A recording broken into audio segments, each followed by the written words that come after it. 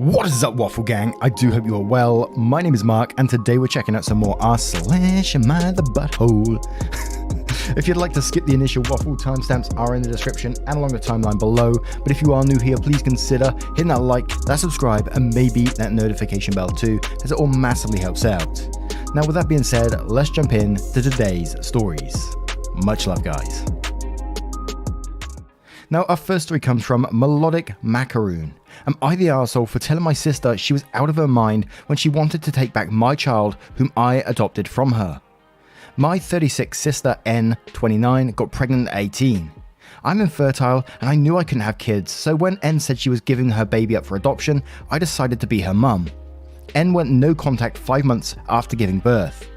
For a bit of background, N got pregnant by a one-night stand and she apparently didn't remember or know the father at the time of birth. But when V was 2, a man, T, 35, messaged me on social media claiming to be the father of my child. N had run into him at a club and drunkenly confessed to the pregnancy.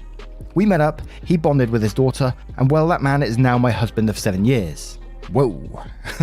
Coming back to my sister, she called me yesterday. Although I was surprised at her call, I picked up. We made some small talk, then she said she had just gotten married a year back and both of them wanted children, but couldn't because her husband was infertile, but really wanted kids. I asked her if she wanted to adopt, and she said she would just need to get her baby back.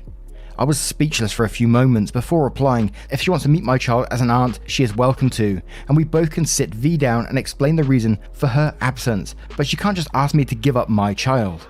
She said she'll sue me as she's the birth mother. I told her she was out of her mind, and I told her about T. She exploded, calling me names and saying I stole her life. I got too emotional and hung up. T came home from work, and on explaining to him, he was beyond furious. I then got a call from my parents saying that I was an arsehole for telling N she couldn't see her baby. I said I never said that and I welcomed her to bond with V, but they refused to listen and said I was being insensitive and harsh and flaunting my family. I now feel bad because me and N were very close as sisters, and I feel quite close to her situation since I know the struggles of infertility. T said there was no way he was letting my sister have full time, and I agree, but I want to know if I'm the arsehole for being too harsh and telling her about T. Edit, I did legally adopt V at birth. T adopted her too after we got married. N never wanted kids, and I feel the only reason she wants V now is because her husband wants kids. I don't know, but I think this is it, and T agrees. Edit 2, for all the people wondering why I said we were close, I meant growing up. So you adopted this child at birth, you had the child for a number of years, and now they want to take them back. Absolutely not the arsehole. That's not only unfair on you, but it's also unfair on the child as well. Imagine that, just going to a new family after all these years and trying to explain that situation. Absolutely not the arsehole. And we'll start with Nanny Bismo, who says, let me get this straight, your child is now 11 years old, and your sister thinks she can just swoop in and become her mum. Not the arsehole. Trashman Joe says, let's just uproot this entire child's life on the whims of a woman who gave her up 11 years ago. OP, not the arsehole. And as long as the adoption was handled legally, OP's sister doesn't stand a snowball's chance in hell with that lawsuit. Edit, there has been a lot of discussion stemming off this comment containing different bits of legal advice and whatnot. The only thing I'll say on the matter is that OP should find a lawyer who specializes in cases like these and talk about why they can and should be doing to handle the situation. And Arachnabravia said, wow, big fat not the arsehole here.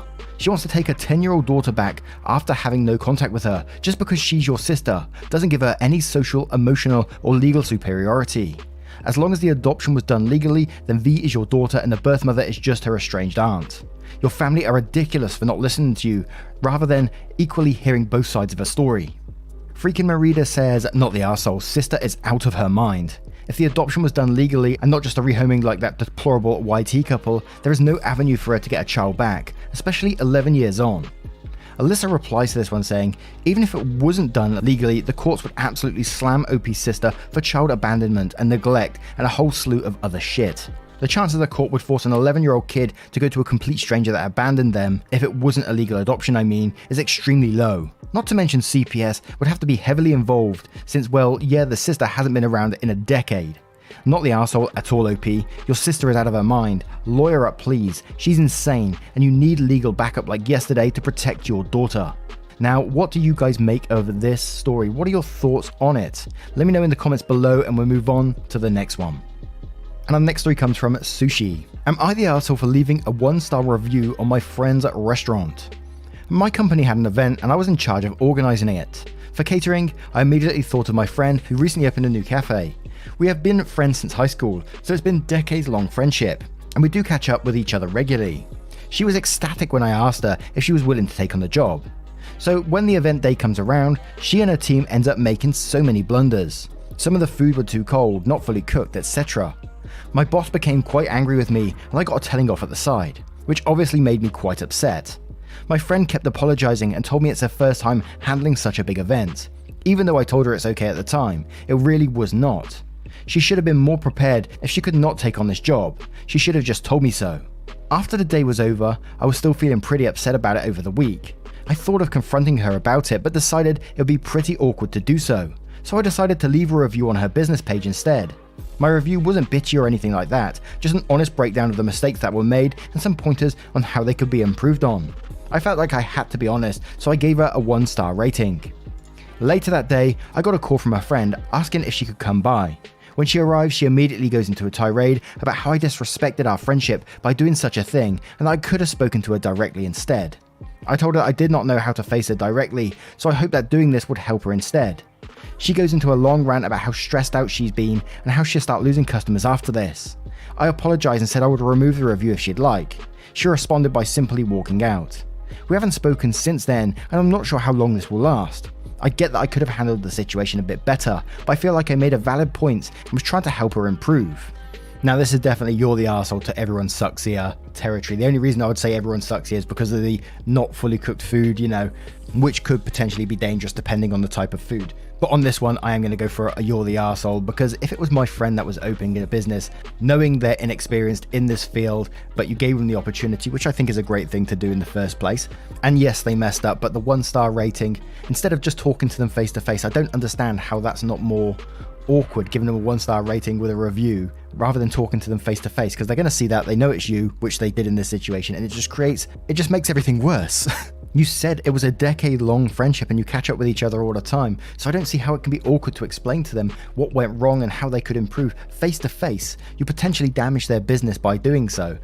And it's a great opportunity for that person to learn how to improve their business with you backing them up, but instead you potentially damaged it. And that's the way I feel about this. And I do get the everyone sucks here side of things for the undercooked food and stuff like that, but I'm having trouble getting around a friend not approaching them face to face. And that's what I'm going to go with on this one. That might make me the arsehole, but hey, I'm rolling with it. Let's go to the comments to see what they say.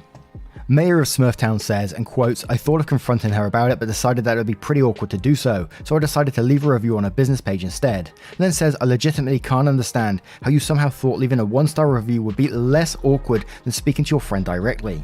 Quotes again, I told her I did not know how to face her directly, so I hope that doing this would help her instead. And then says, you tried to help her by leaving a public 1-star review that anyone can read. That's literally the opposite of helping her.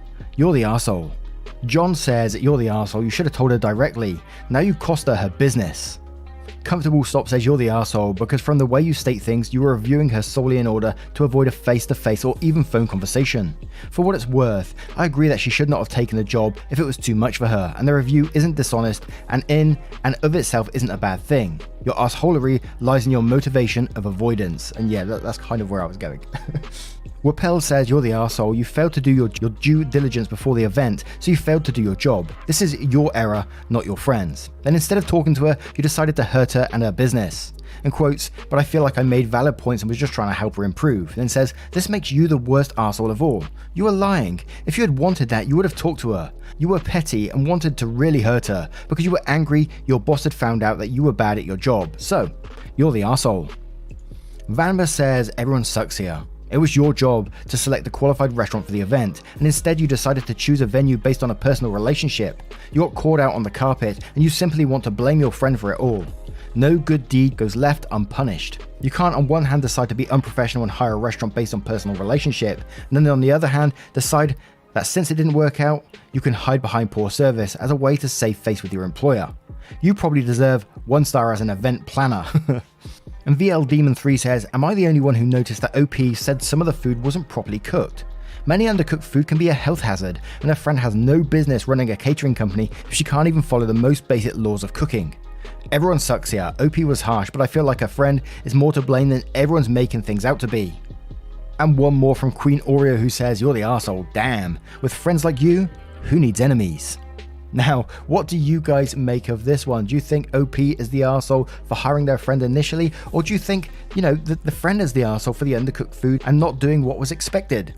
Let me know your thoughts in the comments below, and we'll move on to the next one.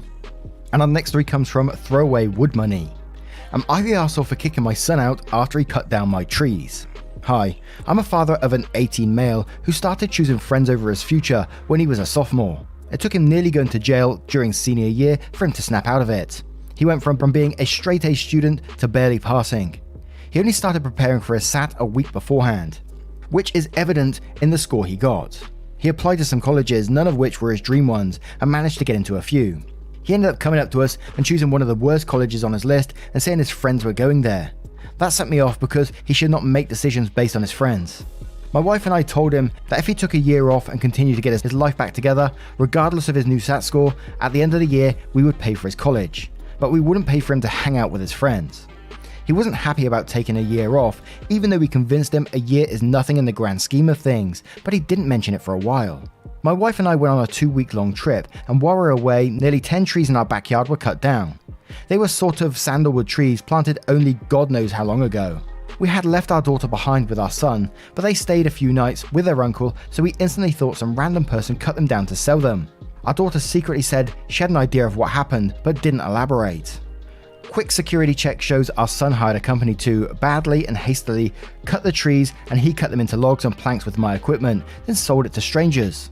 We ended up arguing, him saying he needs money for college. I kicked him out, and he went to stay with another family member. My wife is upset and says I'm awful. I appreciate my son trying, but this was not the right way. Am I the arsehole? And on this one, there's a few comments from OP down in the comments below that reply to some of the questions and give some additional info, so we'll go into there straight away with Saluki Queen, who says, "Not the arsehole, exactly what did he think was going to happen? You wouldn't notice the missing trees, or that you wouldn't care that he hurt your property for a few bucks. They weren't his trees to sell, and he didn't even ask. There does need to be consequences for that."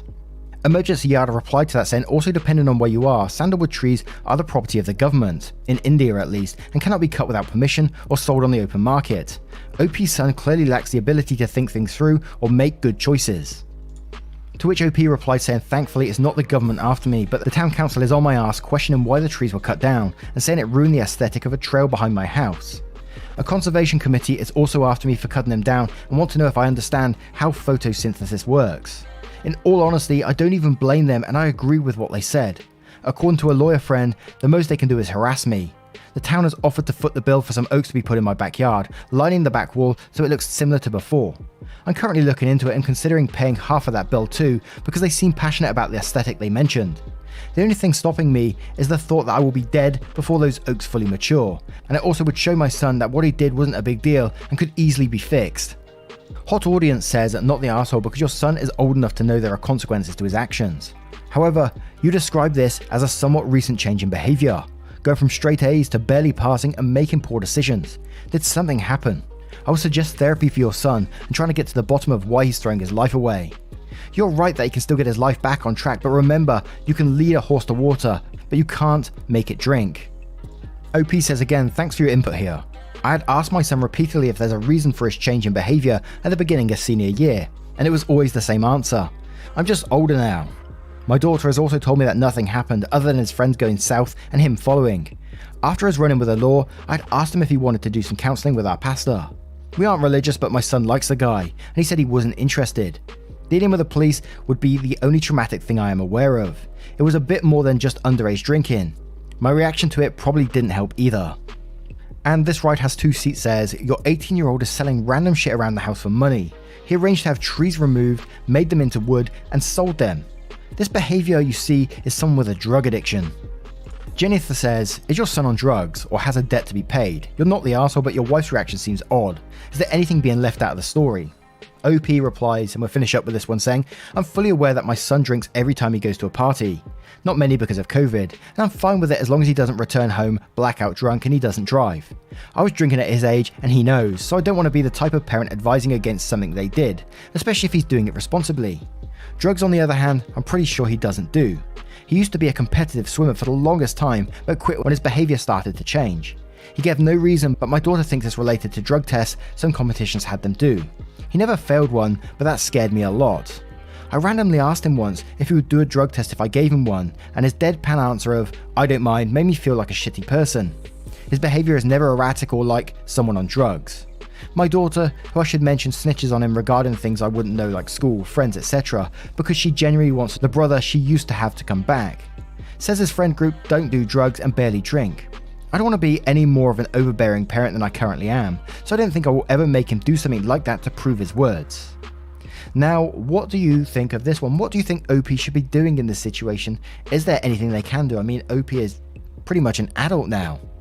Let me know your thoughts in the comments below and your verdicts on all of today's stories if you choose to share them. Never any pressure though. Never any pressure here. Just get involved. That means the world to me. If you'd like to support the channel further, you can click that like button down below or the subscribe button if you really like the content too. We have a huge playlist full of Am I the Arsehole posts, so that'll be on the end of this video as well, so feel free to get involved there.